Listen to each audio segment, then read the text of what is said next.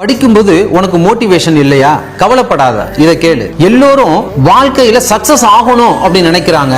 ஆனா ஒருவர் கூட கொஞ்சம் தியாகம் பண்ணணும் அப்படின்னு நினைக்கிறதே கிடையாது. படிச்சு படிச்சு திரும்ப படிக்கிற வைராக்கியம், சின்ன சின்ன தியாகம், நீ நல்ல மார்க் வாங்கணும் அப்படிங்கிற ஒரு எண்ணம், உனக்கு தெரியாம உங்க அம்மா அப்பா படுற கஷ்டம், திரைமறைவுக்கு பின்னே நீ இல்லாத போது அவர்கள் வடிக்கும் கண்ணீர், நீ வாழ்க்கையில முன்னேறி ஒரு நாள் ஜெயிச்சு நிப்ப தெரியுமா?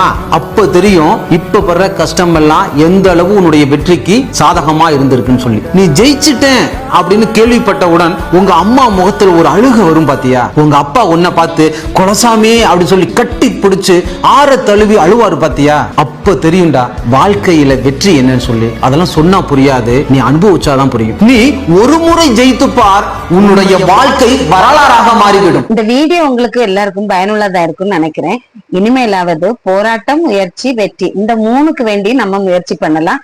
முடிவுங்கிறத கடவுள் கையில கொடுத்துடலாம். நம்மளை படைத்த ஆண்டவருக்கு தெரியும் நம்மளை எப்ப முடிக்கணும் இந்த உலகத்துலன்னு. நம்ம எதுக்கு அதை செலக்ட் பண்ணணும்? நமக்குதான் ஆல்ரெடி 3 சாய்ஸ் கொடுத்துருக்காங்களே, போராட்டம், முயற்சி, வெற்றி. இதை நோக்கி பயணிக்கலாமே. இந்த வீடியோ உங்களுக்கு எல்லாம் பிடிச்சிருக்குன்னு நினைக்கிறேன். பிடிச்சவங்க லைக் பண்ணி, ஷேர் பண்ணி, சப்ஸ்கிரைப் பண்ணுங்க. மீண்டும் அடுத்த வீடியோவை சந்திக்கலாம். அதுவரை நன்றி, வணக்கம்.